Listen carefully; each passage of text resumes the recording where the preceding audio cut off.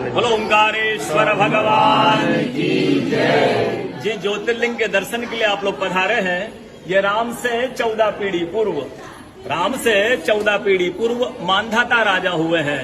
शिव पुराण में उल्लेख है, जिन्होंने मां से ने पिता से जन्म लिया था, उनकी तपस्या से ये शिवलिंग प्रकट में स्थापित लिंग नहीं है। जिस प्रकार आरती करते हम प्रण अक्षर के मध्य, ओम अक्षर के मध्य, यह तीनों एका, जय शिव ओंकारा।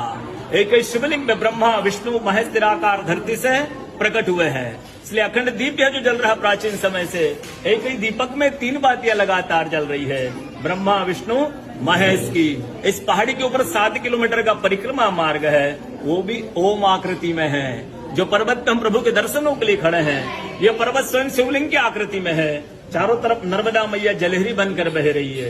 पूरे 12 ज्योतिर्लिंग में शयन आरती होती है, लेकिन बाबा का विश्राम ओंकारेश्वर ज्योतिर्लिंग में है, तो उनके शयन के लिए झूला पलना चौपड़ पास से बिछाए जाते हैं। बाबा यहाँ विश्राम करके 3 बजे रात उठ करके महाकालेश्वर जाएंगे, वहाँ स्नान करेंगे। इसलिए वहाँ का भस्म आरती प्रसिद्ध है, यहाँ का शयन आरती प्रसिद्ध है। शिव पुराण में भी कथा आती है, महिलाएं 16 सोमवार व्रत करती है, उसमें भी कथा आती है। क्या कथा आती है? प्रतिदिन भोलेनाथ आते हैं, माँ के साथ विश्राम करके सुबह ब्रह्म मुहूर्त में उठकर चले जाते हैं।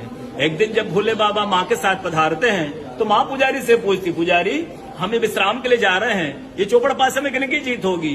पुजारी बोलते कि आज ही भोले बाबा जीतेंगे। ऐसा बोलकर पुजारी घर चले जाते हैं।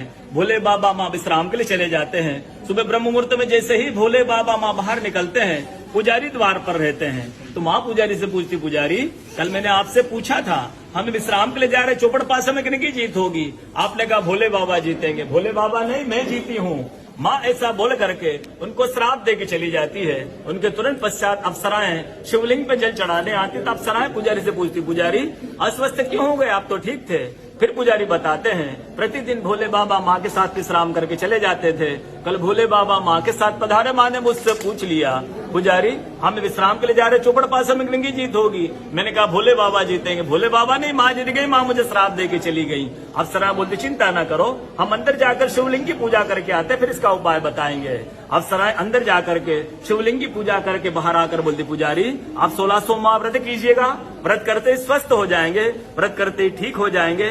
ये वो कथा का दर्शन ओंकारेश्वर ज्योतिर्लिंग में प्रतिदिन होता है। बोलो ओंकारेश्वर भगवान की